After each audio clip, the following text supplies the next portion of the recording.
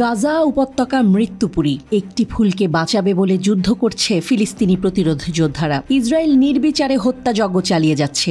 বেদনা ভুলে হাসি মুখে অস্ত্র ধরে যুদ্ধের ময়দানে ছুটে বেড়াচ্ছে আল কাসাম, আল কুদস সহ নানা প্রতিরোধ ব্রিগেড। ফিলিস্তিনিদের এবার আর দাবিয়ে রাখা যাবে না। আল মায়াদিনকে দেয়া এক সাক্ষাৎকারে লেবাননে হামাসের প্রতিনিধি আহমেদ আবদেল হাদি নিশ্চিত করেছেন, ইসরায়েলি দখলদারিত্ব ফিলিস্তিনি জনগণকে দমন করতে পারবে না। ফিলিস্তিনিরা প্রতিরোধ যোদ্ধাদের সাথে দাঁড়িয়েছে এবং ত্যাগ স্বীকার করার সিদ্ধান্ত নিয়েছে।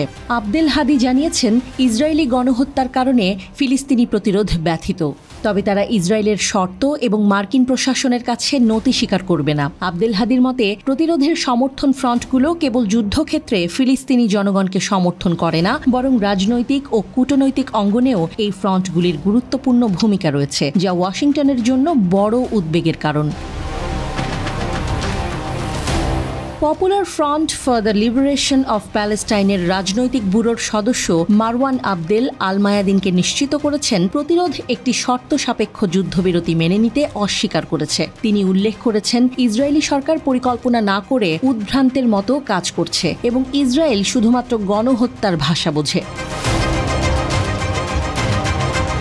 মারওয়ান আবদেল মনে করেন যে ইসরায়েলি গণহত্যা সত্ত্বেও ফিলিস্তিনিরা শক্তিশালী অবস্থান থেকে আলোচনা করছে, কারণ ফিলিস্তিনিরা শুধু গাজার প্রতিরোধের ওপর নির্ভর করে না, একাধিক সমর্থনকারী ফ্রন্টের ওপরও নির্ভর করে। মারওয়ান আবদেলের দাবি মিথ্যা নয়। ফিলিস্তিনিরা যে শক্ত অবস্থানে তা বোঝা যায় গাজা জুড়ে প্রতিরোধ যোদ্ধাদের অর্জনের খবরে। পশ্চিম তীরেও যুদ্ধ ছড়িয়ে পড়েছে।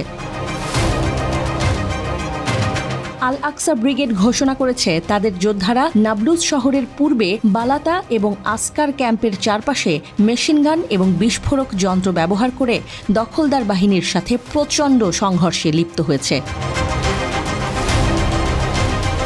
পশ্চিম তীরের উত্তর পশ্চিমে তুলকারাম শহরে শনিবার ভোরে সংঘর্ষের ঘটনা ঘটে, যখন দখলদার বাহিনী শহরে হামলা চালায় এবং বেশ কয়েকটি বাড়িতে হামলা চালায়। একটি বিবৃতিতে তুলকারমের আল কুদস ব্রিগেড জানিয়েছে, যোদ্ধারা নূর শামস ক্যাম্পে দখলদার বাহিনীকে লক্ষ্যবস্তু করেছে এবং এলাকার অন্যান্য কয়েকটি অক্ষে ইসরায়েলি দখলদার বাহিনীর মুখোমুখি হয়েছে। গাজা উপত্যকায় অভিযান অব্যাহত রেখেছে আল কাসাম, আল কুদস ব্রিগেড। পরিস্থিতি মোতাবেক যৌথ অভিযানও পরিচালনা করছে ফিলিস্তিনের প্রতিরোধ সংগঠনগুলো।